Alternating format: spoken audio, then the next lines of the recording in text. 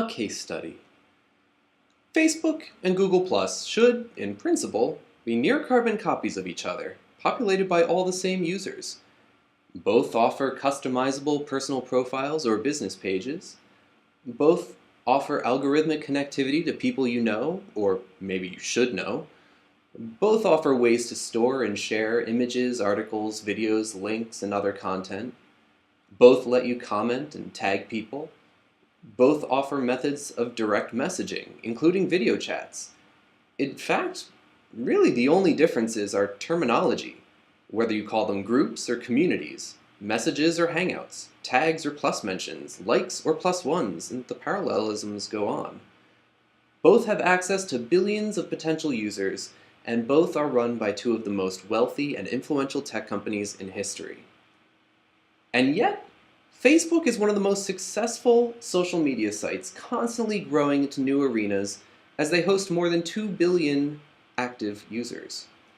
Meanwhile, every few months there's another article published declaring the death of Google+, and it hangs around as a vestige of its former self, primarily servicing the mostly male, mostly young, mostly educated tech community.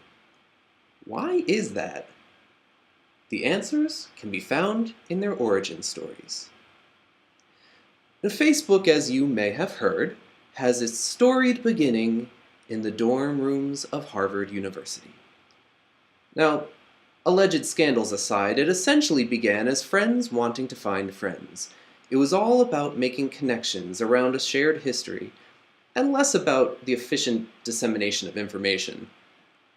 As such, it ended up developing a culture that mimics a lot of schoolyard social dynamics.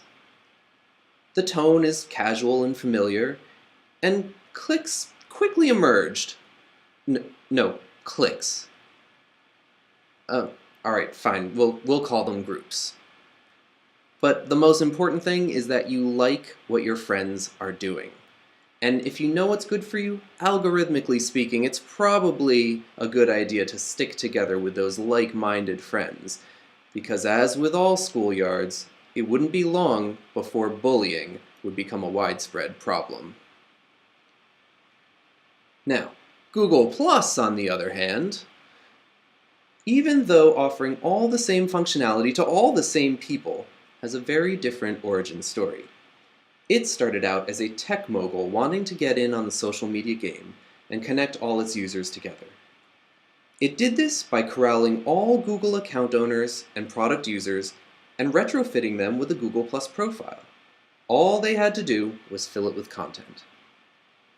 Then it started migrating its functionality over to Google Plus to encourage users to engage.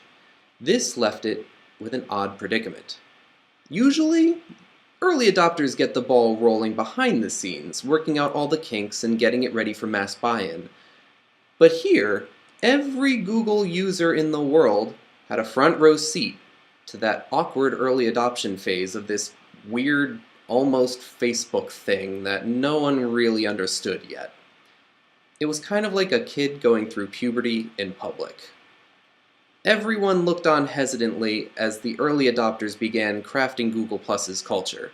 But these early adopters were not the everyday school kids of Facebook. They were the techies and Google aficionados who were all in simply because it had Google's name on it. Because of this, Google Plus quickly took on a much more technical feel. The most popular posts were almost always within the tech industry. In fact, a huge amount of Google Plus communities formed just around educating people on how to use Google Plus. It adopted the tech community's open source code of ethics about the free, but properly cited, exchange of scholarly and educational information. Now remember, these techies, who were the early adopters, were very often the very same nerds that were being bullied in the proverbial schoolyards of Facebook, not to mention the not-so-proverbial schoolyards of real life. So they inherently had an axe to grind with Facebook. And early on, they prioritized proper online etiquette within its culture. This is not just my perception, this is a real thing. It's called Plustiquette. Trolling would be strictly discouraged, Moderators of communities serve as ruthless gatekeepers, expelling transgressors and spewing such cutting retorts as "Go back to Facebook where you belong." Meanwhile, it becomes common practice to make sure to attribute sources with a hat tip and a plus mention. This scholarly attribution is even baked into the interface itself, with shared posts always retaining a direct link back to the original poster. It became a techie utopia, with room for other sorts of people too, I guess. But everyone watching uncomfortably just saw an increasingly complicated and unfamiliar niche culture emerging, and they felt their arms being twisted by the ever-monopolizing Google overlords to assimilate.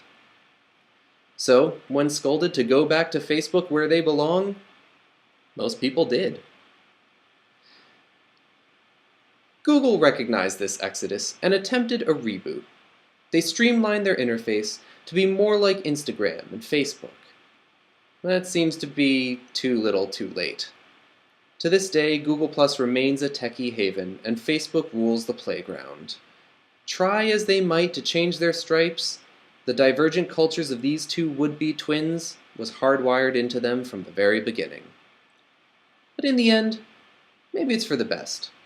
After all, who needs a second Facebook? Perhaps some diversity, even in our online platforms, is a healthy and natural thing.